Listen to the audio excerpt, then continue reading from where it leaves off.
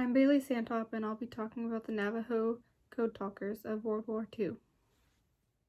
During battle, it is really important that messages are delivered and received as quickly as possible.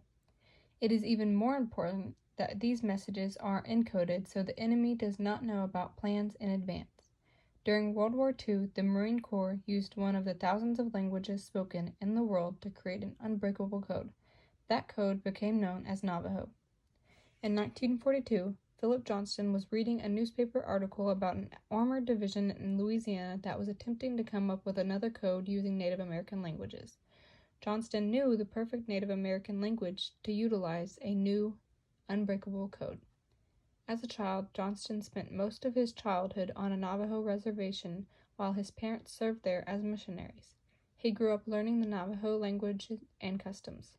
Johnston became so fluent in the Navajo language that he was asked at age 9 to serve as an interpreter for a Navajo delegation sent to Washington, D.C. to lobby for Indian rights. In spite of concerns about the security of a code based on a Native American language, the U.S. Marine Corps decided to give Johnston's idea a try.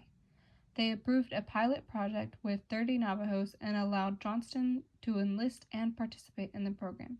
The first 29 recruited Navajos arrived at Camp Elliott near San Diego in May 1942. One of the first tasks for these recruits was to develop a Navajo code. The Navajo language seemed to be the perfect option as a code because it is not written and very few people who aren't of Navajo origin can speak it.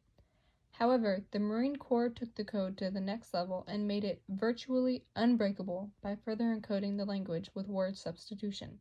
During the course of the war, about 400 Navajos participated in the Code Talker program. The Navajo recruits began developing the code by taking words from their language and applying them to implements of war. For example, the names of different birds were used to stand for different kinds of planes. The initial code consisted of 211 vocabulary terms, which expanded to 411 over the course of the war. In addition, an alphabet system was also developed by the Code Talkers. It would be used to spell out some of the words not found in Navajo vocabulary. The first letter of a Navajo word corresponded with one of the 26 letters in the English alphabet. Several different words were chosen to represent the more commonly used letters in order to make the code even more secure.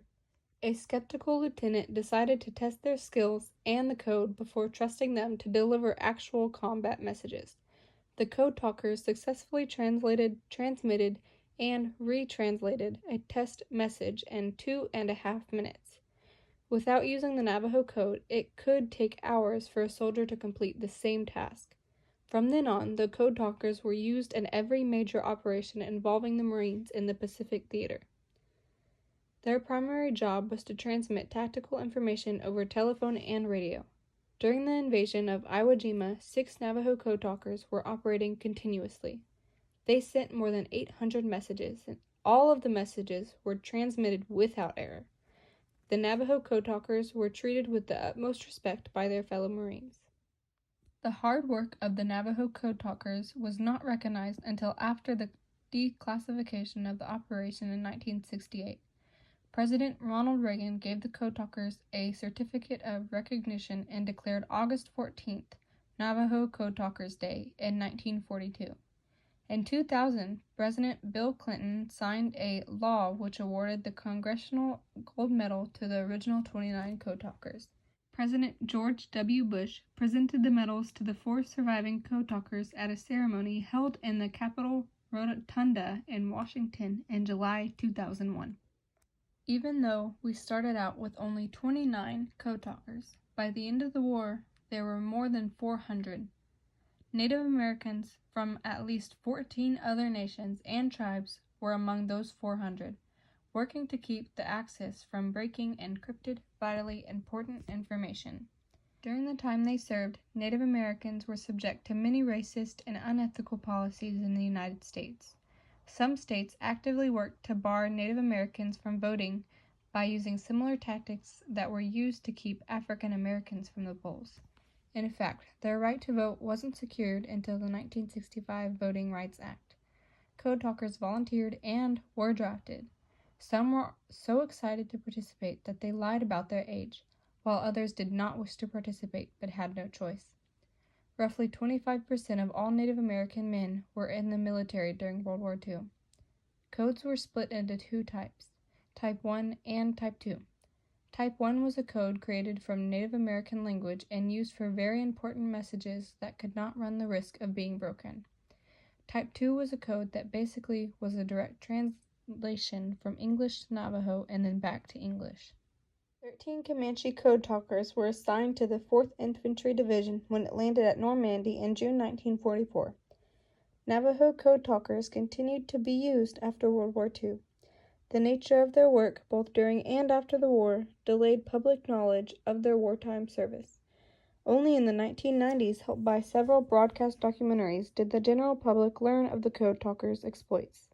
In 2002, the U.S. Congress passed the Code Talkers Recognition Act to honor Sioux, Comanche, and Choctaw code talkers, and a similar act in 2008 further honored men of other tribes who had used their languages in the wartime service of the United States. More gold medals were awarded in 2013. In addition to being unbreakable, the new code also reduced the amount of time it took to transmit and receive secret messages. Because all 17 pages of the Navajo code were memorized, there was no need to encrypt and decipher messages with the aid of coding machines. So, instead of taking several minutes to send and receive one message, Navajo code talkers could send several messages within seconds. This made the Navajo code talker an important part of any Marine unit. However, just because a person understood Navajo didn't mean they could understand the code. While a person fluent in the language would hear a message that translated into a list of words that seemingly had no connection to each other, a code talker would hear a very clear message. The code was one of the most interesting and useful codes ever used.